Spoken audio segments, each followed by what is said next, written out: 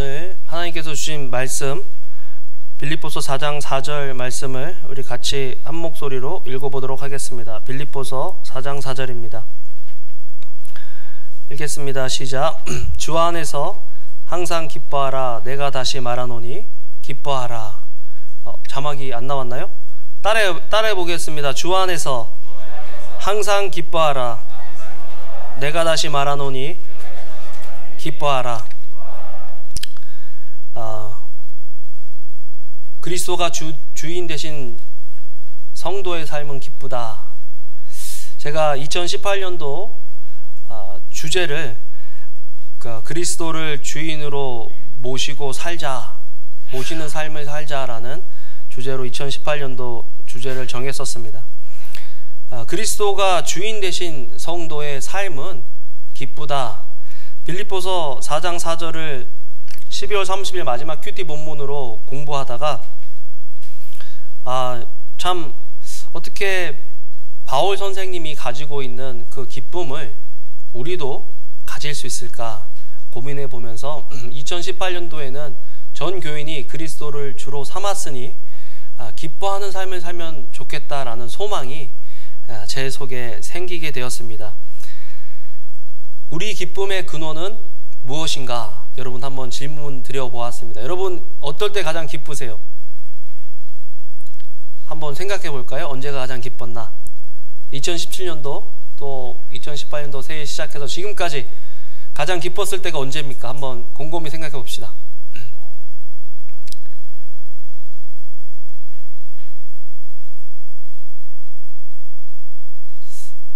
생각을 안 하고 저를 쳐다보시는 분들은 제가 가장 기쁘기 때문에 라고 제가 오해를 해도 될까요?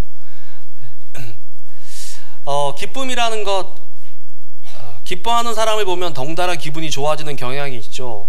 많이 웃고 밝게 웃는 사람을 보면 함께 하고 싶어지는 것이 우리의 기본적인 생각들입니다.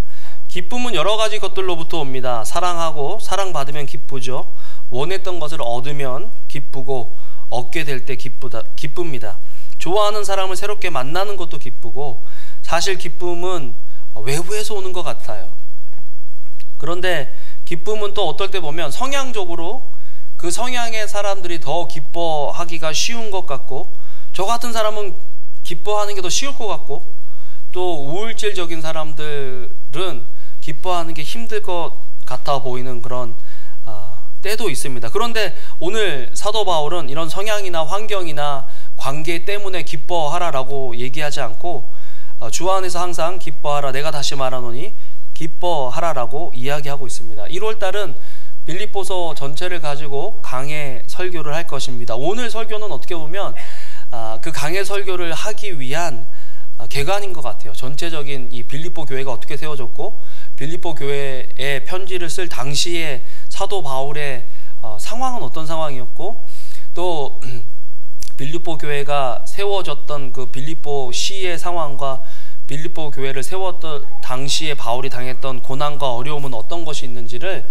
한번 이렇게 훑어보길 원합니다. 오늘 설교를 한 달 정도 들으시고 2월 달에는 작년에 로마서 성경 공부를 시작했던 것처럼 2월 달에는 빌립보서 성경 공부를 하려고 해요. 한 6주 정도. 작년에 로마서 성경 공부 하셨던 분들 가운데 관심 있으신 분들은 빌립보서를 한 6주 정도 했으면 좋겠습니다. 로마서를 8주로 나눠서 하니까 너무 양이 방대해서 가르치는 저도 힘들고 따라오시는 여러분들도 나중에는 그냥 공부와 준비를 안 하시고 와서 앉아 계신다는 느낌이 들었었어요. 근데 뭐 그 자리에 나와 있는 게 대단한 거죠, 그죠?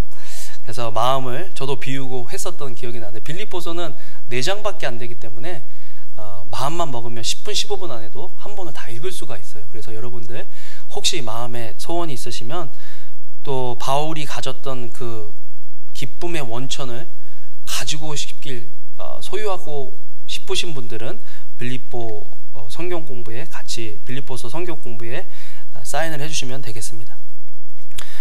사도 바울이 빌립보 교회에 편지를 쓸 무렵에 사도 바울은 막 기쁨이 넘치는 그런 상황이 아니었습니다. 그런데도 불구하고 빌립보서에는 기쁨과 관련이 돼 있는 단어가 12번이나 나와요. 기뻐하라. 기쁨이라는 단어가 12번이나 나옵니다.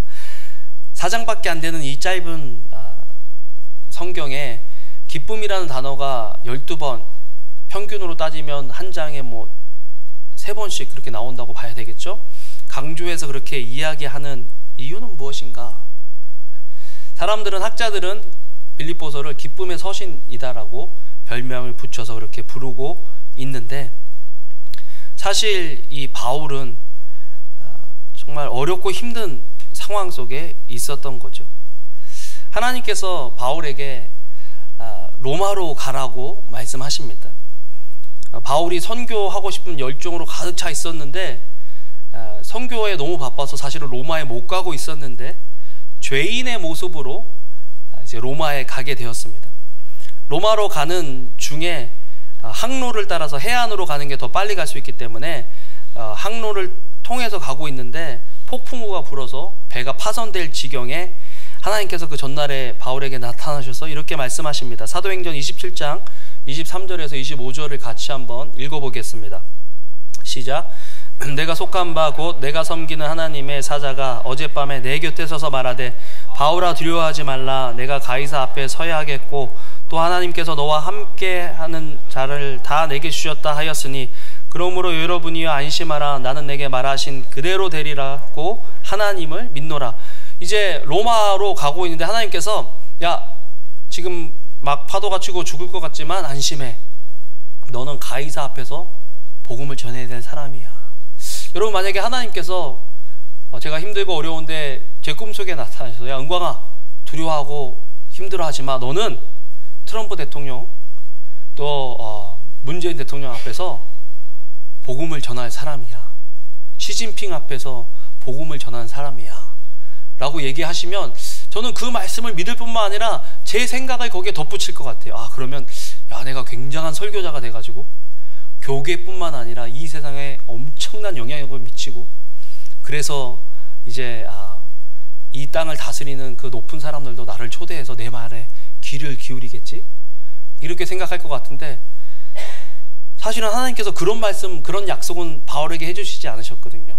너는 가이사 앞에 서야 할 거야.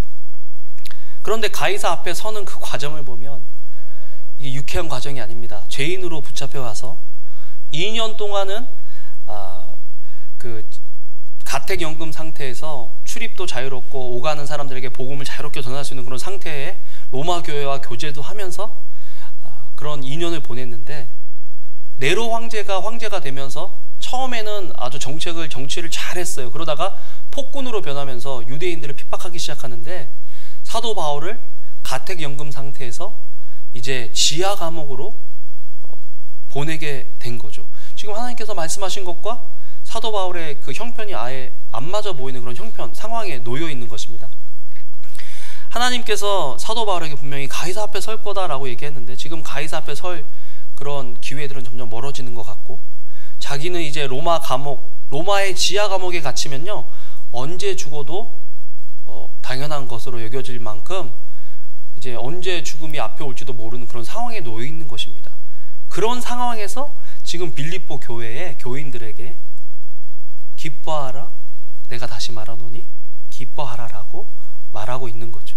뭐가 지금 생각대로 잘 되고 하나님께 나에게 준 약속대로 술술 풀려나가서 기뻐하라, 내가 다시 말할 거니까 너 기뻐해 라고 얘기하는 게 아니라 인생이 지금 이제까지 수고하고 애썼던 그 모든 것들이 물거품 되려고 하는 그 찰나에 편지를 쓰는데 기뻐하라, 내가 다시 말하노니 기뻐하라라고 이야기하고 있는 것입니다. 여러분, 빌립보서를 알려면 빌립보의 교회가 세워진 빌립보 교회가 어떤 도시에 세워졌는지도 조금 알 필요가 있는 것 같아요. 빌립보 교회는 빌립보라는 도시에 세워졌는데 이 빌립보는 당시에 로마가 그 지방을 지배할 때 그 지배하에 있던 속국이었습니다. 당시에 로마가 강력한 집권을 하고 있었기 때문에 로마에 전복당한 국가나 성들은, 도시들은 로마에 엄청난 세금을 내야 됐어요. 근데 빌립보 성은 이 로마 황제의 큰 총애를 입은 그런 사람이기 때문에, 그런 지역이었기 때문에 로마 황제가 빌립보에서 태어난 사람들도, 빌립보 성에 사는 사람들도 로마 시민과 동일한 특권을 주겠다. 즉 세금을 걷지 않겠다. 빌립보 성에서 태어난 사람들은 바로 로마 시민이 될 수 있다라고 그런 특권을 부여합니다. 그래서 사람들은 빌립보를 작은 로마라고 불렀습니다. 당시에 빌립보를 보면 에게해가 한 12km 정도 떨어져 있었고, 그 에게해로 흘러 들어가는 강이 있었기 때문에 땅이 비옥해서 농사가 너무 잘 됐고요. 바다와 강이 가깝게 있었기 때문에 무역이 엄청나게 잘 됐어요. 해상 무역이. 그래서 돈을 엄청 많이 벌어들였습니다. 또한 여기에 길이 하나 뚫리는데, 이게 콘스탄티노플 제국하고 또 로마 제국을 연결해주는, 동로마를 연결해주는 그 직선 고속도로처럼 생겨버려 가지고 교통의 요지가 되고 군사적인 요지가 된 거예요. 학문의 요지가 된 거예요. 그래서 굉장히 학문적으로, 군사적으로, 교통적으로, 지리적으로, 상업적으로 아주 발달한 도시가 빌립보였다라는 것입니다. 여러분, 제가 처음에 대학교 졸업할 때쯤에 저희 선교단체에서 저에게 버클리 대학교 가서 선교하라 라고 얘기를 했는데, 제 마음에 딱 드는 생각, 버클리? 거기 학생들은 나보다 영어도 잘하고 그 다음에 공부도 잘하고. 처음에 버클리 가는데요, 부모들이 다 팔레스버리스, 뭐 여기 포르렌치 비싼 집 이런 데서 막 다 살더라고요. 차도 다 저보다 좋아요.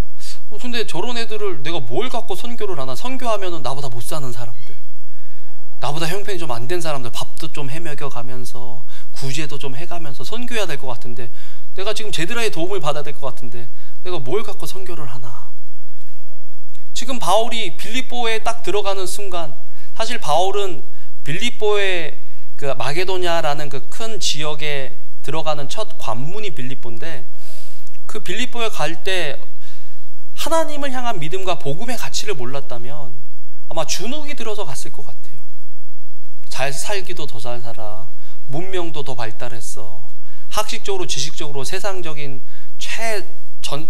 어떻게 첨단에 있는 그 도시에 가서 예수 그리스도를 믿으라고 말하는 그 자신의 상황이 너무 초라해 보이지 않았을까요?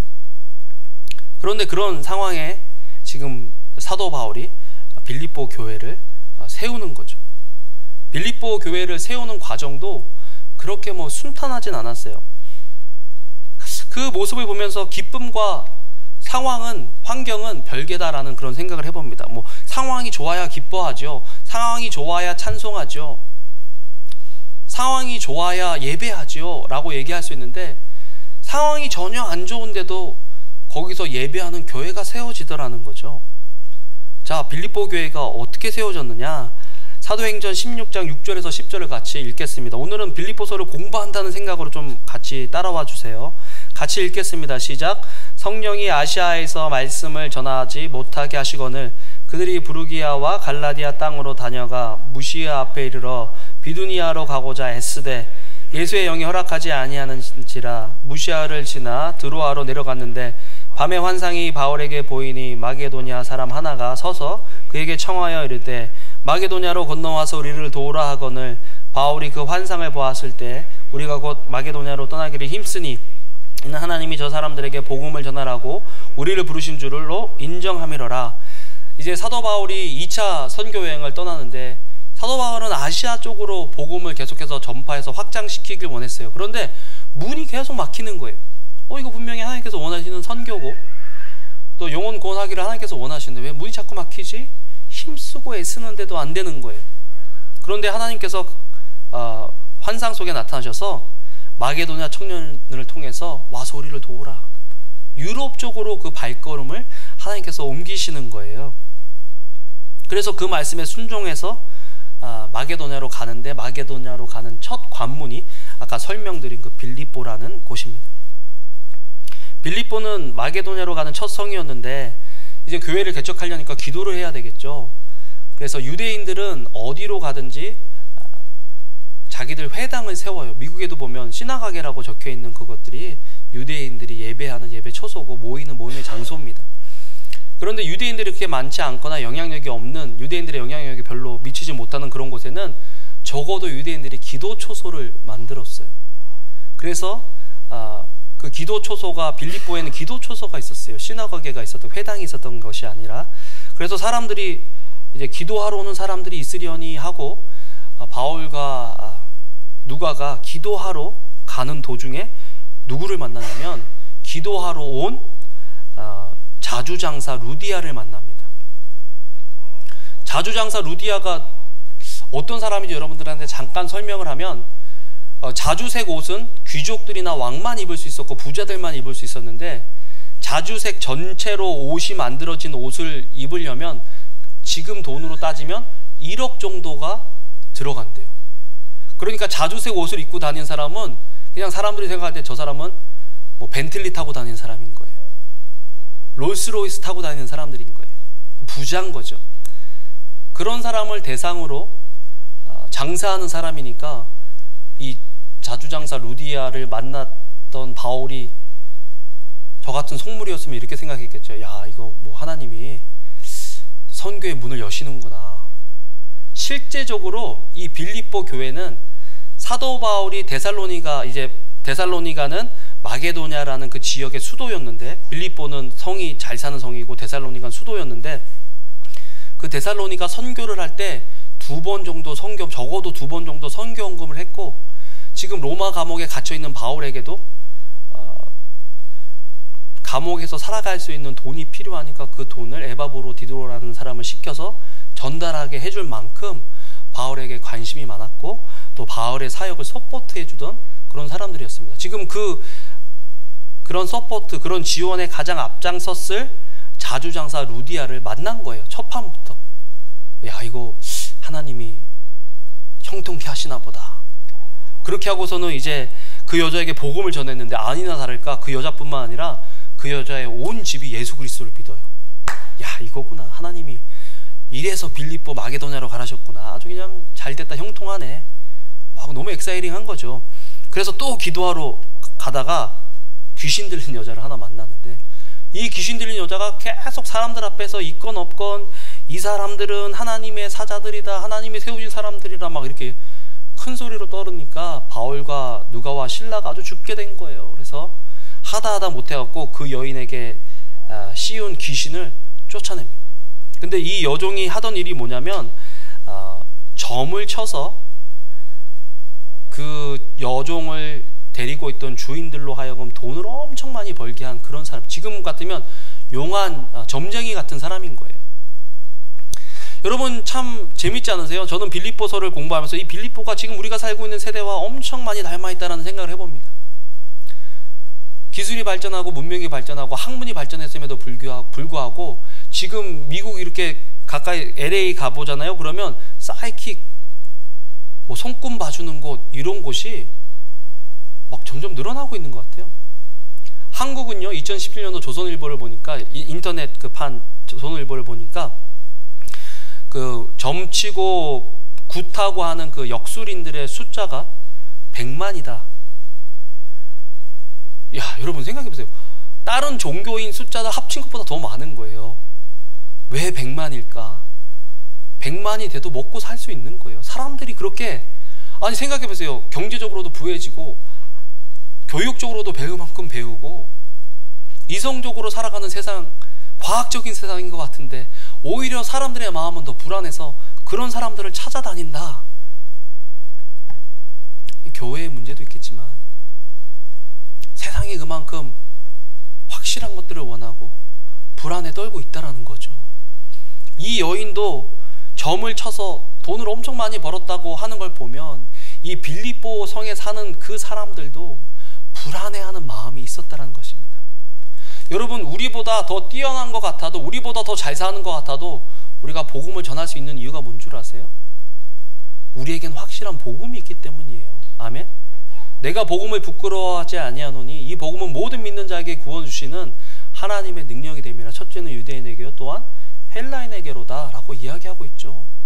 우리에게 복음이 있기 때문에, 바울도 그 복음이 있기 때문에 인간적으로 따지면 전혀 당당할 것이 없는 바울이 영적인 눈으로 빌립보 도성을 바라보고 이곳이야말로 하나님의 복음이 필요한 곳이다 라고 생각해서 목숨 걸고 복음 전하기 시작한 거죠. 처음엔 잘 풀렸는데 이 귀신을 쫓아냈는데, 여러분 생각해 보십시오. 귀신에 사로잡혀서 살아가는 인생이 행복하겠습니까? 불행하겠습니까?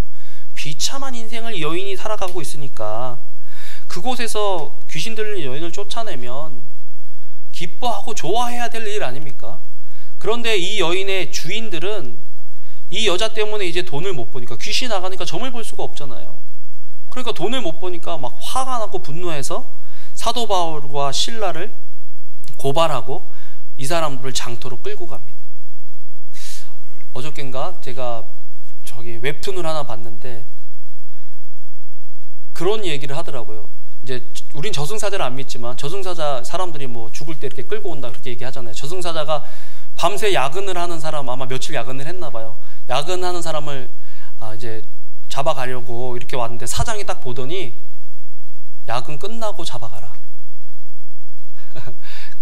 그러더니 아니다, 나도 지금 바빠서 지금 데려가야 된다 그랬더니 그럼 네가 야근을 대신하고 하라고, 그렇게 사장이 얘기하는 것. 여러분, 한 개인이, 요즘은 정말 개인주의죠. 한 개인이 굉장히 가치가 있어 보이는 것 같은 사회에 우리가 사는데 그 면을 자세히 보잖아요. 이 사회는 개인의 가치를 주지 않는 사회라는 걸 우리가 알 수 있어요.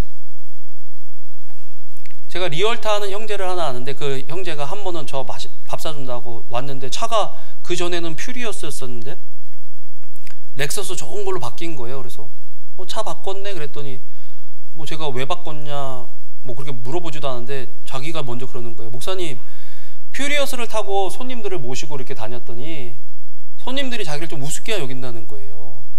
그리고 얘는 별 볼 일 없는 리얼터인가 보다 해서 계약을 안 한다는 거예요. 그래서 자기가 렉서스로 바꿨다는 거예요. 여러분, 우리는 그런 시대에 살고 있습니다. 집이 어느 정도 크냐, 차가 어느 정도 좋냐, 연봉이 얼마냐, 그거 들으면 저 사람이 대단한 것 같지, 그 사람 한 사람이 얼마나 소중하고 귀중한가를 우리는 잊고 살아갈 때가 있는 것이 지금 우리가 살아가는 시대라는 거죠. 점점 그렇게 만드는 거예요, 이 시대가. 빌립보도 그런 시대인 거예요. 여종이 귀신에 묶여 있다가 풀려났으면 돈은 좀 못 벌어도 기뻐해야 되는 거 아닙니까? 그런데 그걸 가지고 화가 나가지고 바울과 실라를 데려다가 죽도록 때립니다. 법이라는 이름을 덮어씌워서 죽도록 때리고 기절하고 혼절하니까 그 사람들을 감옥에 그냥 던져놓는 거예요. 바울이, 실라가 우리가 웃고 있는 어이없어하는 그 상황을 맞이했을 때 보인 반응이다라는 거죠.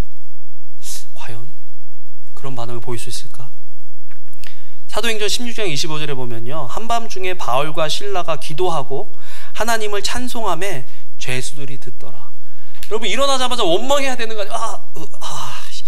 하나님 이거 왜 이러세요? 내가 하나님 말씀대로 아시아에 선교하러 가려고 하는 거, 그거 하나님이 가지 말라고 마게도냐로 가라고 그래서 내가 갔는데 귀신 쫓아낸 것도 내가 잘못한 겁니까? 복음 전한 것도 내가 잘못합니까? 뭐 잘못한 것이 있다고 나를 이렇게 죽자 맞게 만들고 감옥에 이렇게 쳐놓으십니까? 라고 해야 될 것 같은데 사도 바울은 일어나자마자 찬미를 해요. 찬미를. 참, 어떻게 이 상황에서 찬송이 나올까 생각해보면 사도 바울은 믿는 믿음이 하나 있었는데, 빌립보서 1장 6절에 보면, 제가 읽을게요.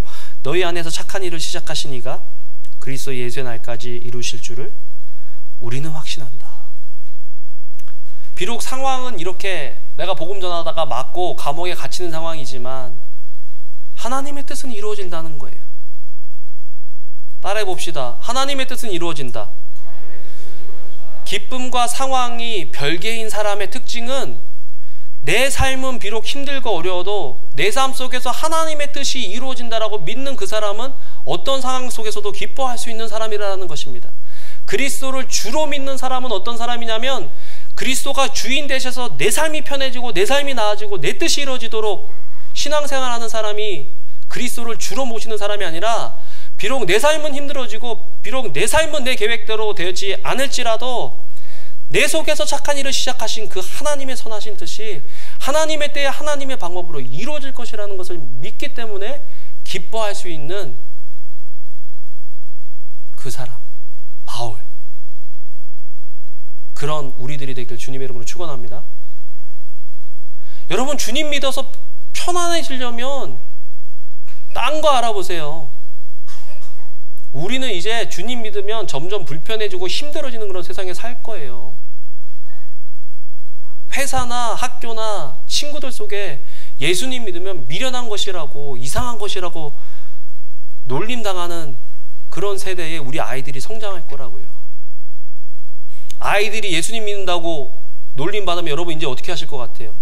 야, 학교에서는 기도하지 마라. 학교에서는 예수님 얘기하지 마라. 여러분 그 갈등을 안 할 것 같아요 이제? 내가 당하는 건 괜찮아도 자식 당하는 거 잘 못 봅니다 여러분. 그럴 때도 야 너는 그래도 기도해야지, 너는 그래도 예수 그리스도를 얘기해야지 라고 얘기하려면 내 뜻이 이루어지는 것이 아니라 우리의 삶 속에 주님의 뜻이 이루어지길 원합니다 라고 고백할 수 있는 그 신앙의 마음이 필요한 거예요. 그리스도를 그 삶의 주인으로 모신 성도의 삶은 기쁜 거지 내 뜻대로 막 되기 때문에 기쁜 게 아닌 거예요. 사도 바울이 지금 그 본을 보여주고 있는 거죠. 그래서 찬양을 했는데 놀라운 일들이 일어나요. 사도행전 16장 26절 읽어보겠습니다. 시작.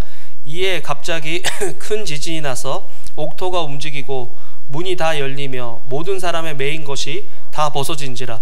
사실 우리는 죽도록 맞은 거, 그 다음에 찬양한 거는 기대하지 않고 찬양했더니 옥문이 열리고 매인 것이 다 풀려졌다, 이것만 기대할 때가 참 많잖아요.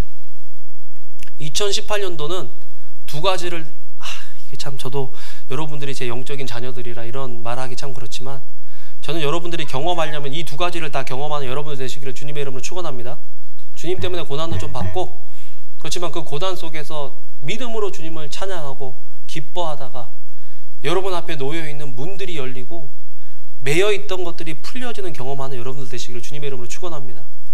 기뻐해야 할 일이 있어서 기뻐하고 찬양해야 될 일이 있어서 찬양하는 거 아니에요. 찬양은요, 내 마음속에 찬양할 일이 없어도, 찬양할 힘이 없어도 하나님이 찬양하라 그랬기 때문에 찬양하고 기뻐하라 그랬기 때문에 기뻐해야 하는 것이 우리 성도의 삶이라는 것을 알아야 된다는 거죠. 아니 그래서 옥문이 다 열리면 도망가야 되는데 그 자리를 지키네요. 하나님을 주인으로 모신 성도의 삶은 부르심의 자리를 지키는 사람들입니다. 힘들고 어렵고 고난이 오고 이해할 수 없는 어려움이 찾아와도 그 자리를 지키는 저와 여러분들 되시기를 주님의 이름으로 축원합니다. 지키니까 어떤 일이 일어나느냐? 여러분 빌립보 교회는요 참 다양한, 그러니까 안 어울리는 부류들이 모여서 교회를 이룬 것이 빌립보 교회예요. 자주장사는 상위 3% 안에 들어가는 사람들에게 옷을 팔아서 이득을 버는 부자고, 또 이제 그 한 가정이 교회가 됐고 또 다른 한 가정이 주님께로 돌아오는데 그것은 바로 간수들의 가정이에요. 간수들이라고 하면 로마 정부의 녹을 먹고 사는 사람들이고 그 사람들은 아주 잔인하고 잔혹한 사람들이에요. 자비가 없는 사람들이에요. 죄수가 도망가면 간수가 죽어야 됐기 때문에 죄수들을 아주 혹독히 다루고 관리하던 사람들이 이 간수들인데, 이 간수가 하나님의 기적을 경험하고 또 이 간수는 죽으려고 했는데 죄인들이 다 도망간 줄 알고 죽으려고 했는데 이 간수에게 복음은 뭐예요? 우리 안 도망갔어가 복음이에요. 우리 다 여기 있어 죽지 마가 복음이에요. 근데 그 복음을 사도 바울이 전해주는 거예요. 왜? 난 예수 그리스도를 믿는 사람이거든. 여러분들은 어떤 복음의 내용으로 친구들에게, 이웃들에게 가십니까? 그 사람의 형편과 처지는 모르는 척하면서 예수님 믿으면 다 잘 돼, 예수님 믿으면 좋을 거야, 그게 복음일까요? 맞고 터지고 힘들어도 그 자리를 지키면서 예수 그리스도를 증거하니까 이 흉악한 간수가 예수님 믿고 자기만 믿을 뿐만 주 예수를 믿으라 그리하면 너와 내 집이 구원을 얻으리라. 그래서요 그 집이 다 예수님을 믿어요. 그러면서 사도행전 16장 29절 34절 그 내용을 한번 읽어볼까요? 시작. 간수가 등불을 달라고 하며 뛰어들어가 무서워 떨며 바울과 실라 앞에 엎드리고 그들을 데리고 나가 이르되 선생들이여 내가 어떻게 하여야 구원을 받으리까 하거늘 이르되 주 예수를 믿으라. 그리하면 너와 내 집이 구원을 받으리라 하고 주의 말씀을 그 사람과 그 집에 있는 모든 사람에게 전하더라.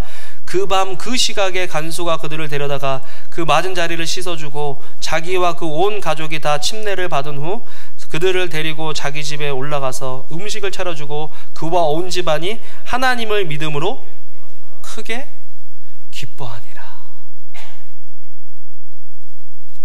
2017년도 여러분 무엇으로 기뻐하셨습니까?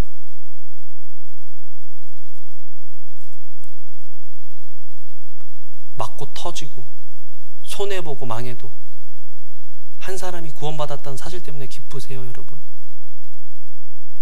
우리는 뭘 자랑했을까요?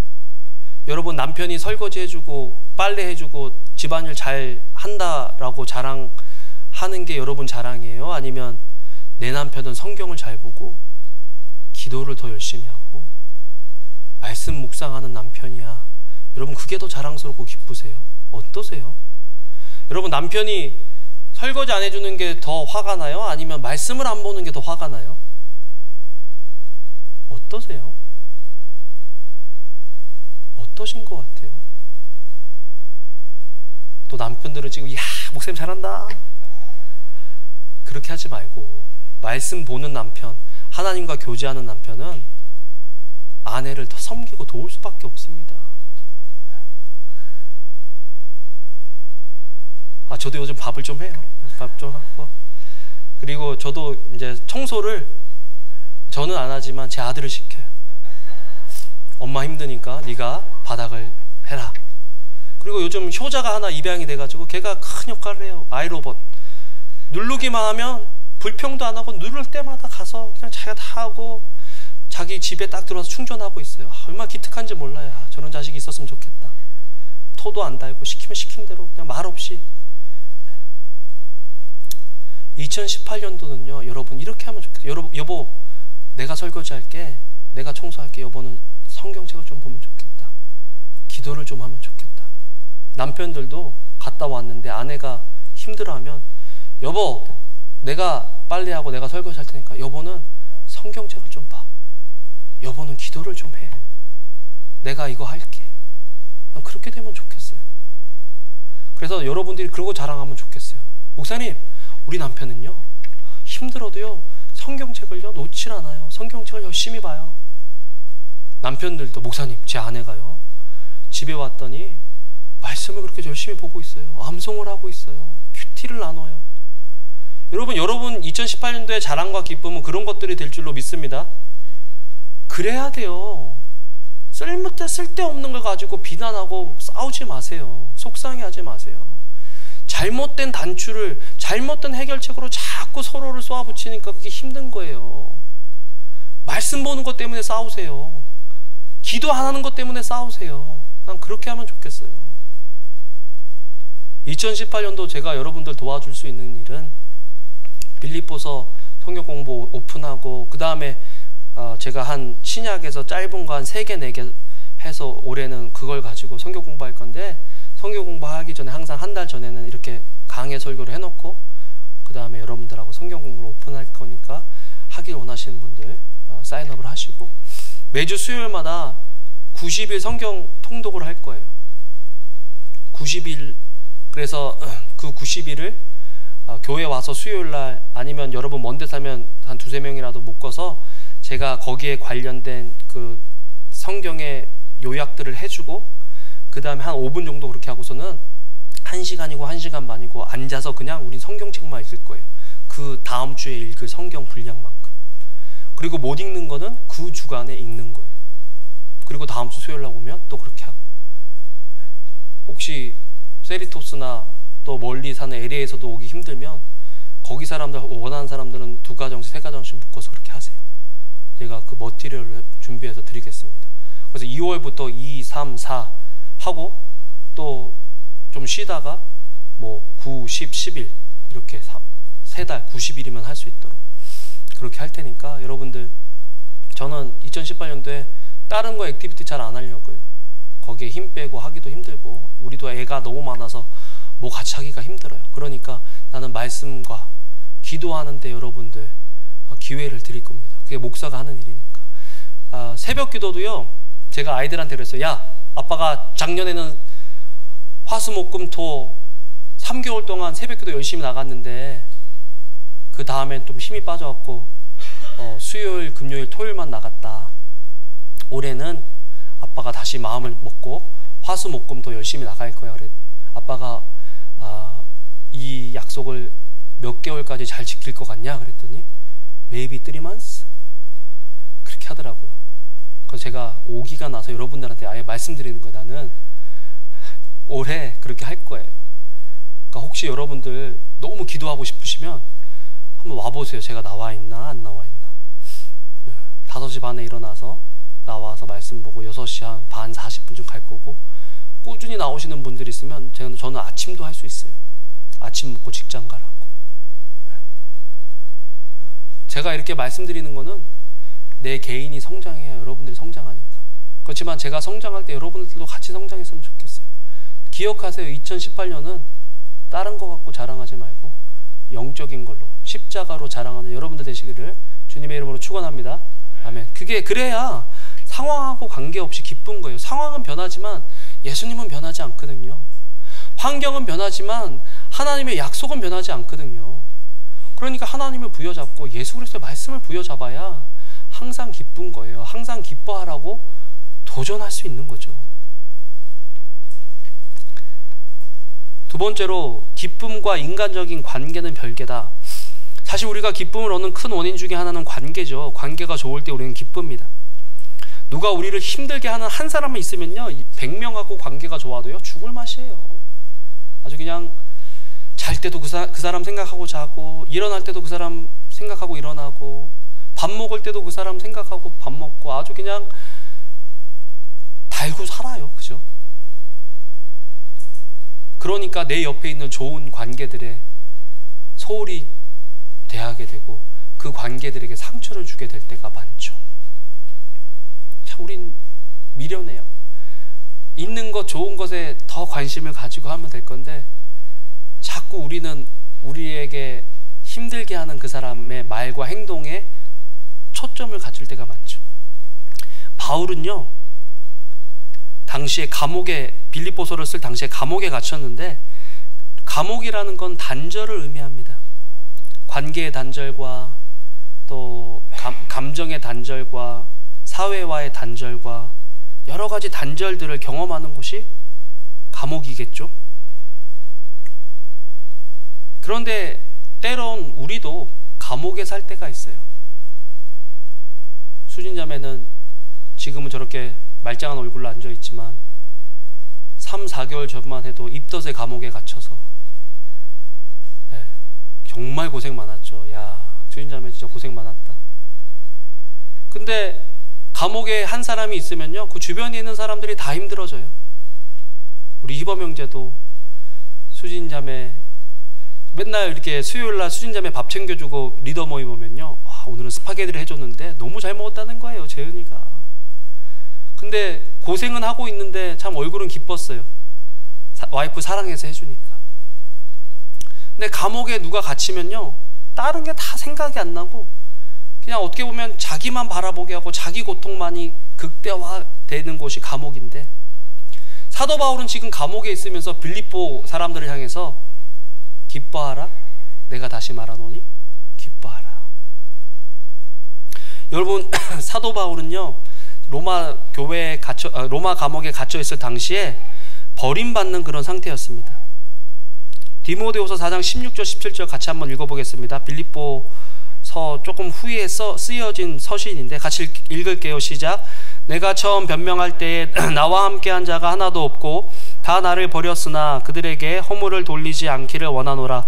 주께서 내 곁에 서서 나에게 힘을 주심은 나로 말미암아 선포된 말씀이 온전히 전파되어 모든 이방인이 듣게 하려 하심이니 내가 사자의 입에서 건짐을 받았느니라. 처음에 다 같이 복음을 전하고 제자 양육하고 그리고 교회를 세우고 선교를 했는데 여기서 변명한다라는 건 뭐냐면 법적 용어거든요. 지금 가이사 앞과 재판관 앞에서 죄인으로서 복음으로 왜 이렇게 해야 되는지를 변호해야 되는 거예요. 그래서 변명이란 말을 썼어요. 그런데 이렇게 보니까 옆에서 보니까 이거 지금 바울 옆에 있어 보면 지금 초대교회에서 별 인정을 못 받을 것 같거든요. 이제 바울의 삶은 끝난 것 같거든요. 자기가 잡고 있는 라인은 끊어진 것 같거든요. 그러니까 바울을 다 떠나는 거예요. 그 위대했던 사도 바울 곁에 나와 함께한 자가 하나도 없다. 다 나를 버렸다. 이런데 기뻐하라고 할 수 있을까요? 어떻게 하면 이런 상황에서도 기뻐할 수 있을까요? 남편이 나에게 조금만 소홀히 해도, 아내가 나한테 조금만 섭섭하게 해도 화가 나고 감사는커녕 원망하고 불평하는 게 우리인데, 어떻게 하면 우리는 남편과 아내와 자녀와 주변에 있는 사람들과의 이런 관계성에 영향을 받지 않고 항상 이 기쁨을 유지하는 삶을 살아갈 수 있을까요? 그것은 다음 주에 말씀드리겠습니다. 저도 너무 다 말을 하면 이게 안 되니까 다음 주에, 그래서 어떻게 상황하고 어떻게 관계하고 상관없이 사도 바울은 기뻐했나 라는 주제로 1장, 2장, 3장, 4장을 제가 설교를 할 거예요. 그래서 여러분들 관심을 가져주시고 오늘 집에 돌아가시면요, 빌립보서를 한번 읽어보세요. 목사님이 왜 그렇게 빌립보서 하시나. 하나 제가 마지막만 말씀드리고 얘기하면, 주 대신 그리스도로 기뻐하자. 사도 바울이 기쁨에 관련된 단어는 12단어를 썼다면 그리스도 주 여기에 관련된 단어는요 17번을 썼어요. 기쁨이 어디서 나온 줄 아시겠어요? 그리스도가 그 삶의 주인 되셨기 때문에 그는 어떠한 상황, 어떠한 관계성 속에서도 기뻐할 수 있었던 거예요. 나는 2018년도에 저와 여러분들이 이 기쁨을 누렸으면 좋겠어요. 우리 벨리 생명의교회 다니는 저와 여러분들을 보면 주변에 있는 사람들이, 야 너는 왜 이렇게 기쁘니? 너는 몸이 아프다는데, 너는 지금 재정적으로, 너는 지금 신분적으로 어렵다는데 너는 왜 이렇게 기쁘니? 사람들이 여러분들에게 물어왔으면 좋겠어요. 우리들에게 물어왔으면 좋겠어요. 정말 그런 매력을 지닌 저와 여러분들 되시기를 주님의 이름으로 축원합니다. 아멘. 여러분들에게 물어보겠습니다. 오늘 말씀을 통해서 아직까지 예수 그리스도를 개인의 구주와 구세주로 영접하신 그런 경험이 없으신 분들 가운데, 예수님 영접하신 분들은 손들 필요 없고, 혹시 내가 예수님을 마음의 개인의 구주와 구세주로 모시겠습니다 하시는 분은 손 들어주시면 감사하겠습니다. 네. 그러면 오늘 말씀을 들으면서 내가 주님을 영접했지만 내 삶의 주인으로 내가 받아들이고 그 주인의 뜻대로 살아가는 것은 부족했는데 2018년도는 그리스도가 내 인생의 주인 되시도록 내가 주인 되신 주님께 헌신하겠습니다 하시는 분들은 오른손 들어서 표해 주시길 바랍니다. 네, 아멘. 감사합니다. 혹시 오늘 설교를 듣고 선교사나 또 신학교 내가 가야 되겠다 하시는 분이 있으면 잘 생각해 보시고 손 들어 주십시오. 네, 없습니다. 네, 그렇게 알고, 혹시 손 들면 우리 교회가 그 사람을 책임져 줘야죠, 그죠? 우리 공동체니까. 네, 그렇게 알겠습니다. 기도하겠습니다. 하나님, 2018년도는 그리스도가 우리 삶의 주인이 되셔서 어떠한 상황과 어떠한 관계성 속에서도 기뻐할 수 있는 저희들 한 사람 한 사람 될 수 있도록 주여 도와 주시옵소서. 감사를 드립니다. 예수님 이름으로 기도합니다. 아멘. 아멘.